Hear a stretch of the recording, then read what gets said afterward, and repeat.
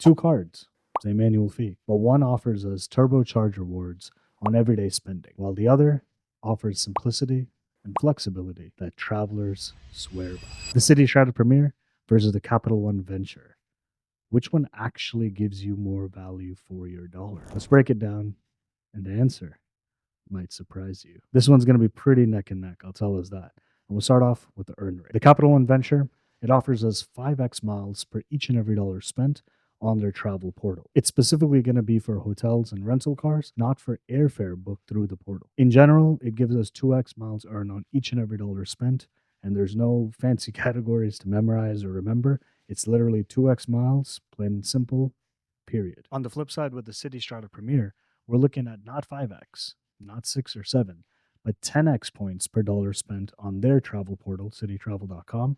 Again, it's going to be for hotels and rental cars as well as attractions, not airfare. Both of them come with no foreign transaction fees, which would be expected with travel credit cards in general. And in terms of the earning structure, the Citi Strata Premier gives us 3x and quite a slew of categories. We're talking air travel, as well as hotel purchases that are not made on citytravel.com, as well as on supermarkets, gas stations, restaurants, and EV charging. And apart from that, it's going to be 1x everywhere else. With both of these cards having a $95 annual fee, it's really going to come down to what value are we getting for that fee.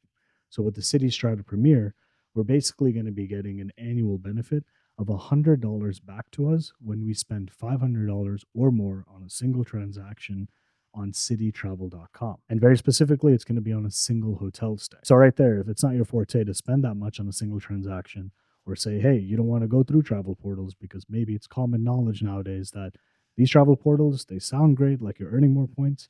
But wait a second, why is the price more expensive than if I literally go straight through the hotel's website, for example? No matter which way you skin it, fact is, we're paying $95 and you are getting $100 back if you use this benefit in this way. So from that perspective, you could justify it as a $0 annual fee card if it's a part of your normal booking lifestyle. On the flip side, with the Capital One Venture, we're looking at two different credits. The first one's a $50 experience credit, where if you're staying at a hotel as a part of the Capital One Lifestyle Collection, which they're not all luxury hotels, they're more like boutique hotels in a mix, you could say. It could be towards spas, massages, or what have us.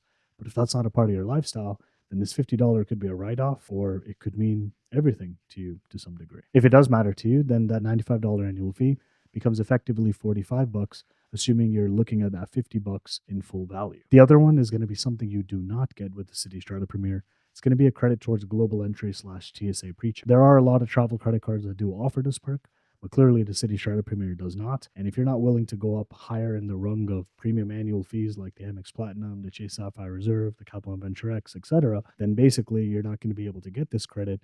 But because if you choose the venture, then you would have it. Whether it's Citi or Capital One, they both have 15 plus transfer partner. And what that means is your points, apart from redeeming, let's say for cashback, or in the case of the Citi Strata Premier, you're actually not going to be getting that 1 penny a point. So if you have 10,000 points, that's not really $100. It's going to be 0.75 cents per point. So if you have 10,000 points, that's, let's say, $75 back to you. But the idea is that with travel credit cards, we'd be wanting ideally to redeem for travel. From a travel protection standpoint, there are some differences. So with the Citi Strata Premier, this is what it looks like. With the Citi Strata Premier, you're looking at trip delay and baggage delay insurance, which you don't get with the Venture, surprisingly.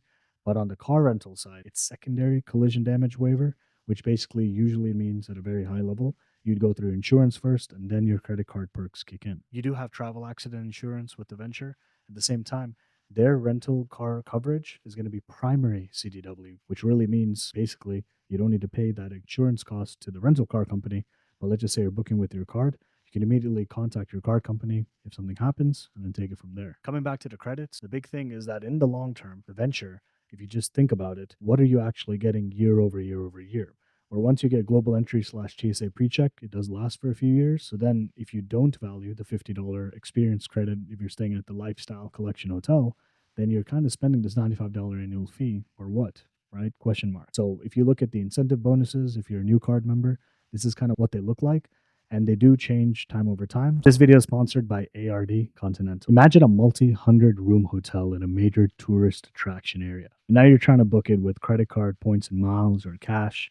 And depending on the time of year, there could be no availability.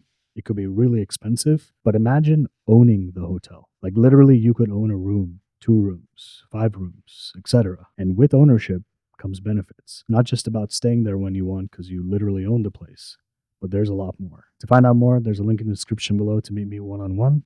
Happy to share more details there. So at least at the time of recording, the Citi Strata Premiers is 60,000 thank you points after $4,000 in minimum spend in the first 3 months, whilst the Venture is 75,000 miles after 4K in spend in the first 3 months. So the same minimum spend requirement, same time frame, but the number of points you're going to get, it's going to be greater with the Venture, at least at the time of recording. Not too long ago, the Strata Premier did have a 75K bonus point offer.